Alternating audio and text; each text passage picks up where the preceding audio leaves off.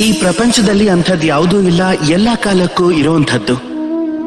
ಯಾವುದರ ನಿರ್ಮಾಣ ಆಗಿದೆಯೋ ಅದು ಒಂದಲ್ಲ ಒಂದಿನ ನಾಶ ಆಗೇ ಆಗತ್ತೆ. ಆದ್ರೆ ಆ ನಾಶದ ಪ್ರಯೋಗ ಹೇಗ್ ಮಾಡ್ತೀರಾ ಅದು ನಿಮ್ಮ ಮೇಲೆ ಅವಲಂಬಿಸಿದೆ. ಸ್ವಲ್ಪ ಆಕಾಶದಲ್ಲಿ ನೋಡಿ, ಈ ಮೋಡ ಇದು ಕರಗತ್ತೆ, ಆದ್ರೆ ತಾನ್ ಕರಗೋದ್ರ ಜೊತೆ ಮಳೆನ ಸೃಷ್ಟಿ ಮಾಡುತ್ತೆ. ಮಣ್ಣಿನ ಪದರ ಒಡೆಯತ್ತೆ ಮತ್ ಹೊಸ ಮಣ್ಣಾಗಿ ಹುಟ್ಟತ್ತೆ. ಭೂಮಿಲಿ ಎಲ್ಲೋ ಒಂದು ಬೀಜ ಆಳದಲ್ಲಿ ಯಾವಾಗ ಒಡೆಯುತ್ತೋ ಆಗ ಭೂಮಿ ಮೇಲೆ ಒಂದು ವಿಶಾಲ ವೃಕ್ಷದ ನಿರ್ಮಾಣನೂ ಮಾಡುತ್ತೆ. ಈಗ ಜೀವನದಲ್ಲಿ ಏನಾದ್ರೂ ಒಡೆದು ಹೋದ್ರೆ ನೀವು ನಿರಾಶರಾಗಬೇಡಿ, ಧೈರ್ಯ ಕಳ್ಕೋಬೇಡಿ. ಸ್ವಲ್ಪ ಸಕಾರಾತ್ಮಕ ದೃಷ್ಟಿಯಿಂದ ನೋಡಿ, ಯೋಚಿಸಿ. ಈ ವಿಧಿ ನಿಮ್ಗೆ ಅಂತ ಬಹುಶಃ ಇದಕ್ಕಿಂತ ಒಳ್ಳೇದೇನೋ ಇಟ್ಕೊಂಡಿದೆ. ಅದು ಭವಿಷ್ಯದಲ್ಲಿ ನಿಮಗೋಸ್ಕರ ಕಾಯ್ತಾ ಇದೆ. ನಿಮ್ಮ ಯೋಚನೆಯಲ್ಲಿ ಸಕಾರಾತ್ಮಕತೆ ಇಟ್ಕೊಳ್ಳಿ. ಆಗ ನೋಡಿ, ಉತ್ತಮ ರಚನೆ ತಾನಾಗೇ ಆಗತ್ತೆ. ರಾಧೇ ರಾಧೆ. ಈ ನಾಣ್ಯ ಈಗ ಇದೇ ನಮ್ ಜೀವನ ಅಂತ ಯೋಚನೆ ಮಾಡಿ. ಈಗಿದ್ರಲ್ಲಿ ಸುಖ ಮತ್ತು ದುಃಖ. ಈ ನಾಣ್ಯಕ್ಕೆ, ಈ ಜೀವನಕ್ಕೆ ಎರಡು ಮುಖ. ಆದ್ರೆ ನಾವು ದೇವರನ್ನ ಯಾವಾಗ ಪ್ರಾರ್ಥನೆ ಮಾಡಿದ್ರು ನಾವು ಸದಾ ಸುಖನೇ ಕೇಳ್ತೀವಿ. ಮತ್ತೆ ಆ ಸುಖ ಬಂದೇ ಬರುತ್ತೆ. ಆದ್ರೆ ಸುಖ ಬರ್ತಿದ್ದ ಹಾಗೆ ವ್ಯಕ್ತಿ ಮೊಟ್ಟ ಮೊದಲು ಯಾರನ್ನ ಮರಿತಾನೆ ಅಂದ್ರೆ ಹಿಂದೆ ದುಃಖದಲ್ಲಿ ತನ್ನ ಜೊತೆ ಇದ್ದವ್ರನ್ನ. ಈಗ ಹೀಗಿದ್ದಾಗ ಅವ್ರಿಗೆ ಸಹಾಯ ಮಾಡೋದಿಲ್ಲ, ಅವನ್ ಮಾಡೋದು ಉಪಕಾರ. ಮತ್ತೀ ಉಪಕಾರಕ್ಕೆ ಬದಲಾಗಿ ಜನರಿಂದ ತನಗೋಸ್ಕರ ಅವನು ಶ್ರದ್ಧೆನ್ ಬಯಸ್ತಾನೆ.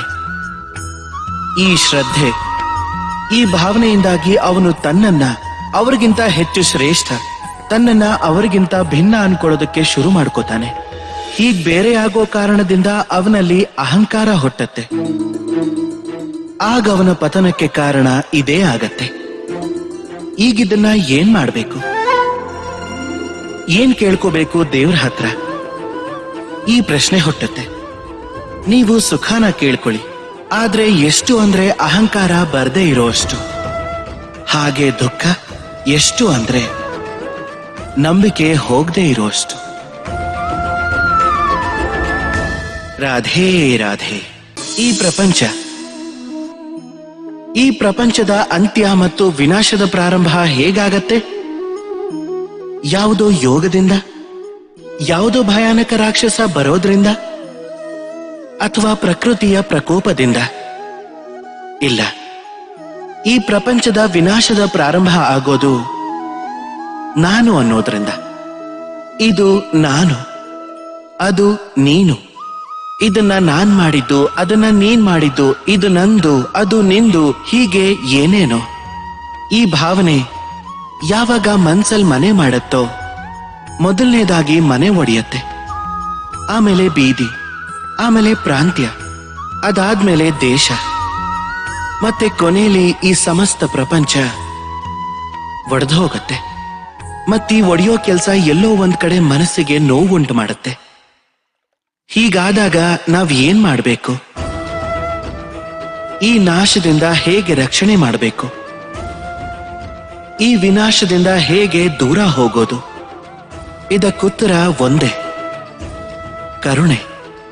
ಪರಸ್ಪರ ಅವಶ್ಯಕತೆಗಳನ್ನ ತಿಳ್ಕೊಳ್ಳಿ, ಪರಸ್ಪರ ಸಮಸ್ಯೆಗಳನ್ನ ತಿಳ್ಕೊಳ್ಳಿ.